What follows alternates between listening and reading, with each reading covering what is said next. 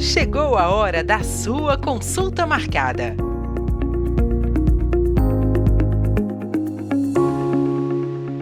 Depois do câncer de pele não melanoma, o câncer de mama é o mais comum entre as mulheres no Brasil.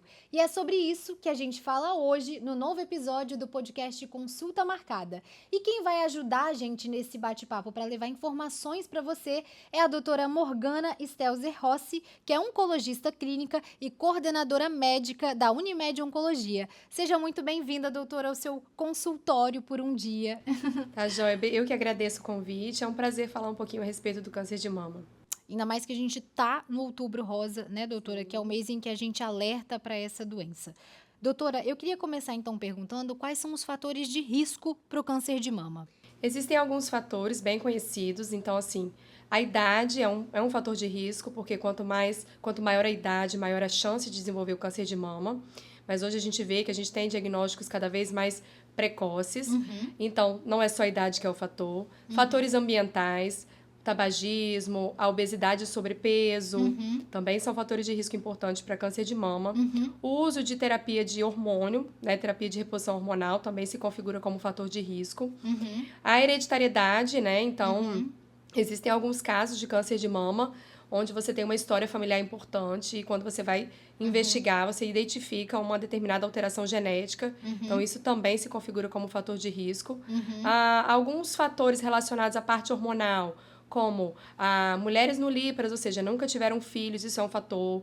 Ou que nunca amamentaram, né? Obviamente porque não tiveram filhos. Então, a não amamentação acaba sendo também um fator de risco.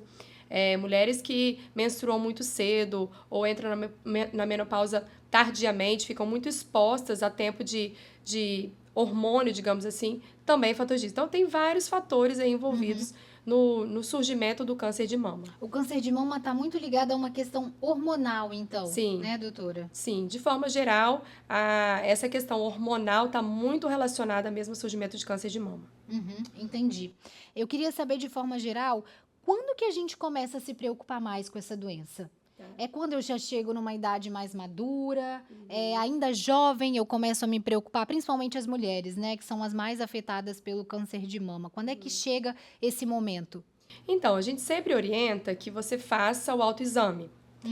Mas a recomendação dos exames de rastreio ou estadiamento, né, que a gente fala, identificação do câncer de mama, eu preciso fazer o exame para identificar. Existe uma orientação da Sociedade Brasileira de Mastologia que toda mulher a partir de 40 anos de idade tem indicação de fazer a sua primeira mamografia. Ao mesmo tempo, quando eu vou para a recomendação do Ministério da Saúde, ele já retarda isso um pouquinho mais, a partir dos 50 anos. Mas, de forma geral, no consultório, a gente acaba orientando, seguindo a orientação da Sociedade Brasileira de Mastologia. Então, a partir dos 40 anos de idade, eu já tenho que fazer minha primeira mamografia. Existem aquelas pacientes que são consideradas pacientes de alto risco. O que é isso? Sim. São pacientes que têm uma história familiar importante, parentes de primeiro ou segundo graus, que tiveram câncer de mama antes dos 45 anos, ou tiveram a história familiar também com câncer de mama bilateral, ou pacientes que tiveram câncer de ovário. São pacientes que estão num grupo de alto risco. Essas pacientes, elas devem fazer o exame mais precoce ainda. Então, não é nem 40 anos, é 30. Então, pela Sociedade Brasileira de Mastologia, a partir dos 30 anos, essas pacientes devem iniciar os exames de rastreio de câncer de mama. Entendi. Então, de forma geral, eu vou me cuidar. Eu vou fazer autoexame, eu vou ao ginecologista a partir do início da atividade sexual, né? Já está recomendado que se faça as avaliações ginecológicas. Então, tem o exame físico, o exame clínico ali, mas os exames de mama, as recomendações são essas que eu falei. Entendi. O câncer de mama é um câncer que gera muita preocupação entre as mulheres, né, doutora? Todo nódulo no nosso seio pode se transformar em um câncer de mama ou não? Não é bem assim. A gente tem algumas lesões benignas. Temos cistos, temos fibroadenomas, que são lesões benignas, e que, né, a relação não é direta. Não é porque eu tenho fibroadenoma e isso vai se transformar em câncer? Não é assim. Mas é claro que ao você se olhar, você se examinar, você identifica qualquer alteração, seja no tom da pele, da mama, seja dor, né? Você, de repente, começa a sentir uma dor que você não tinha. Ou você, no banho, palpa algum nódulo. Ou então, retração de pele, que a gente fala, uma pele retraída, mamilo, areola invertida. Qualquer alteração na mama é um sinal para que seja investigada. Mas não é porque eu tenho uma lesão benigna que isso vai se transformar em câncer. Não, isso é um mito, né? A gente tem lesões benignas que absolutamente continuam assim pelo resto da vida da paciente. Sim. Você até adiantou aí, doutora, uma pergunta que eu ia te fazer sobre esses sinais que o nosso corpo dá de que o câncer está lá de alguma forma. Quais são os principais, doutora? Porque não é só sentir o nódulo, né? Acho que podem ter outros também. Então, como eu disse, alterações de forma geral, é muito comum a mulher palpar e sentir um nódulo, um carocinho. Eu fui tomar banho, ou então eu caí, bati a mama e de repente comecei ali, percebi um nódulo, e aí vem um mito junto, né? Doutora, eu caí, agora eu desenvolvi um câncer de mama? Não, não é isso. Você caiu e, coincidentemente, ali já tinha alguma alteração e ficou evidenciado após aquela queda. Então, assim, alterações na pele, na coloração, na temperatura, às vezes tem um vermelhidão, e aí se confunde muito com uma mastite, por exemplo. Às vezes o paciente chega já tendo feito uso de antibiótico, porque o colega conduziu antes como um processo infeccioso, e aí não responde, quando você vai ver, de fato, era um câncer de mama. Ou então, qualquer descarga, né, do mamilo, ou seja, uma paciente em idade fértil que não está grávida e que começa a ter saída de secreção serosa. O que é serose? É clara. Ou sangue, né? Sangue também. Enfim, todos esses sinais são indícios de que a gente pode, sim, identificar por trás de tudo isso um tumor de mama. Entendi. Pode acontecer na gravidez também, doutora? Pode, né? Isso não é infrequente. Né? Eventualmente, a gente recebe no consultório pacientes gestantes, no início de uma gestação, identificaram sim uma lesão, e geralmente essas lesões durante as gestações costumam ser lesões mais agressivas. Por então elas causa não dos chegam. hormônios da gravidez? Sim, de fato existe uma relação, né? Então, as pacientes gestantes que chegam com câncer de mama, na maioria das vezes não é uma lesão imperceptível, são lesões grandes, lesões que cresceram de forma rápida. É claro que essas pacientes que de forma geral são jovens, obviamente, a gente vai encaminhar para uma pesquisa, uma avaliação genética, mas são pacientes que tendem a ter tumores mais agressivos, entendeu? Entendi. E qual que é a importância do diagnóstico precoce nesse contexto, doutora? Diagnóstico precoce, na área da oncologia, sempre significa, opa, eu tenho mais chance de cura. Mama não vai ser diferente. Então, quanto mais precoce eu identifico, claro que o câncer de mama ele é bem heterogêneo. O que é isso? Tem vários tipos de câncer de mama. A gente não trata tudo da mesma forma. Dependendo do subtipo que eu identifico, a gente tem os nichos de tratamento de formas diferentes. Então, assim, quanto mais precoce, maior a chance de cura, porque eu identifico de forma uma lesão pequenininha, eu vou para um procedimento cirúrgico curativo, então a cirurgia é o principal tratamento, é o tratamento de cura, e eu vou estratificar essa paciente. O que é isso? Eu vou saber se, dependendo da característica que a gente tem ali, se é uma paciente candidata a quimioterapia, a radioterapia, a uso de algum anticorpo, porque dependendo do subtipo você vai usar, a imunoterapia, que hoje a gente tem essa ferramenta para tem um subtipo específico de câncer de mama que a gente usa a imunoterapia. É uma terapia mais avançada. É uma terapia mais avançada. Trabalha com o sistema imunológico. Isso. Isso não é, né, não veio para todas as pacientes com câncer de mama ainda. Então, tem um subtipo específico que a gente tem indicação do uso da imunoterapia. Sim. Né? Então, como eu disse, o câncer de mama ele é muito diferente. Não se trata mais... a ideia de que todo mundo faz a mesma coisa, não existe isso mais. Então, quando a gente identifica essa paciente, eu falo assim com o paciente. A gente tem o nome e o sobrenome do tumor. O nome é um carcinoma, enfim. O sobrenome, quem vai me dizer, vai ser o exame que a gente solicita, que chama imunistoquímica, que vai detalhar pra gente características dessa lesão, para eu dizer para ela se é um tipo um pouco mais tranquilo, porque elas querem saber, né? Doutor, o meu é agressivo, o meu não é agressivo, o meu tá espalhado, não tá espalhado. Então, a gente acaba usando essas ferramentas para detalhar para a paciente, assim, o seu subtipo é esse, o tratamento para esse subtipo é isso. Sim. Entendeu? Doutora, câncer é uma palavra que quando a gente fala, já assusta, Sim. né? As pessoas sempre pensam no pior. Mas qual que é hoje a análise que você faz em relação ao câncer de mama? Sobre a possibilidade de cura, de sobrevida das mulheres, de ter qualidade de vida depois do câncer? Então, o câncer, de fato, quando a gente fala, tem pacientes que chegam no consultório e falam assim: eu não quero falar essa palavra. Não quero, doutora. E aí você vai tentando trabalhar com essa paciente que falar a palavra não significa uma sentença. Diagnóstico não é sentença. Diagnóstico não é sentença. Hoje, as pacientes vivem muito mais do que antigamente, justamente porque os tratamentos têm avançado, a gente consegue tratar as pacientes por muito mais tempo, os tratamentos atuais, eles garantem uma sobrevida muito maior. Então, as pacientes ficam anos e anos. Quando eu falo anos e anos, às vezes uma paciente metastática. O que é isso? Tem doença avançada que está com a gente Outros órgãos? em outros órgãos, ou seja, surgiu na mama, saiu da mama e foi para outro órgão. Isso é uma metástase. Então, antigamente, isso era tido como uma sentença de morte. Eu não tenho mais jeito, meu tratamento não vai resolver e eu vou morrer logo.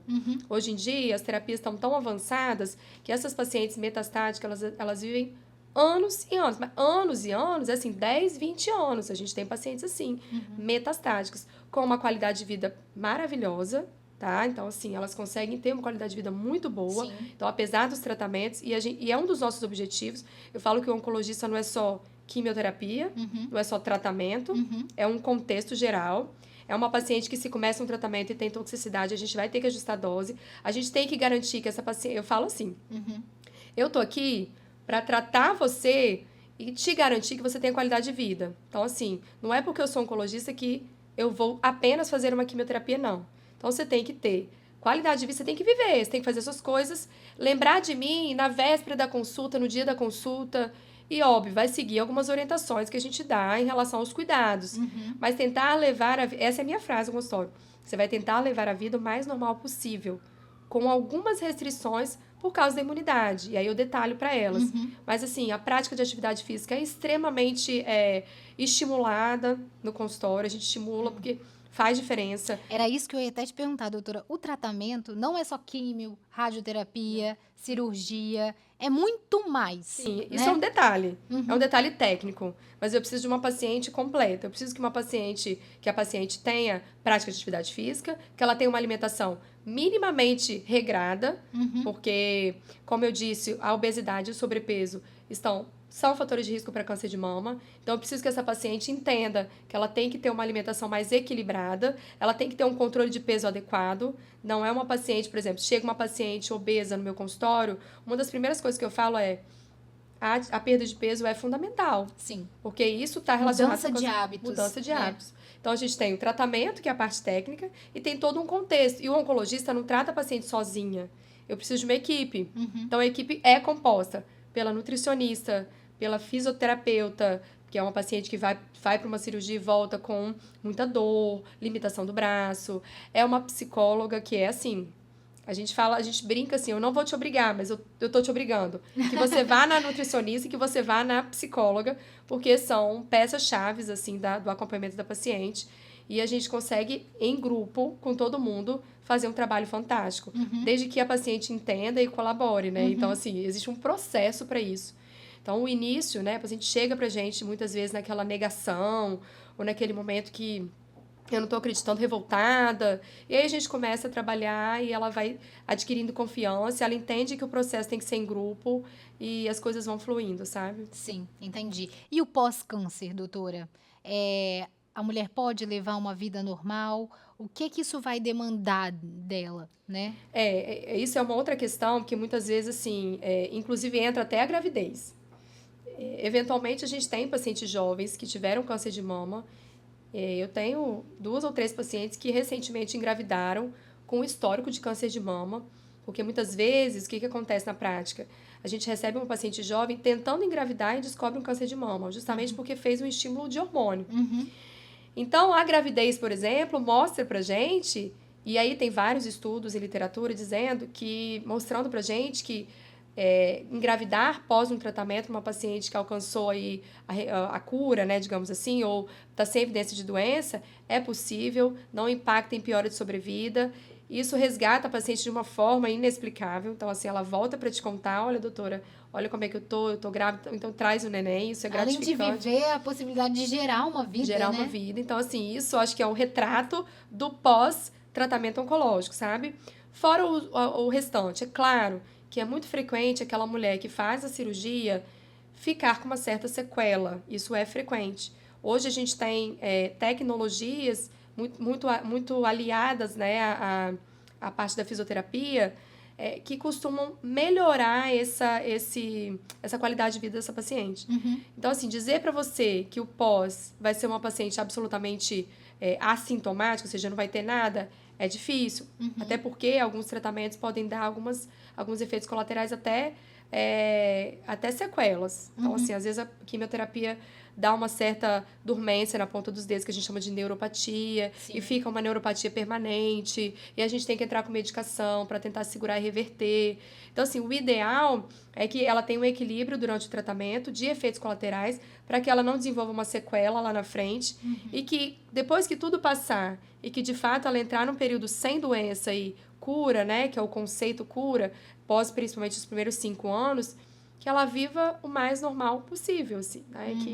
Que lembre que o câncer foi um detalhe, que a partir de agora, é claro que ela não vai sumir do mapa, né? Assim, deve ter sumido do mapa, não, eu quero te ver pelo menos uma vez no ano.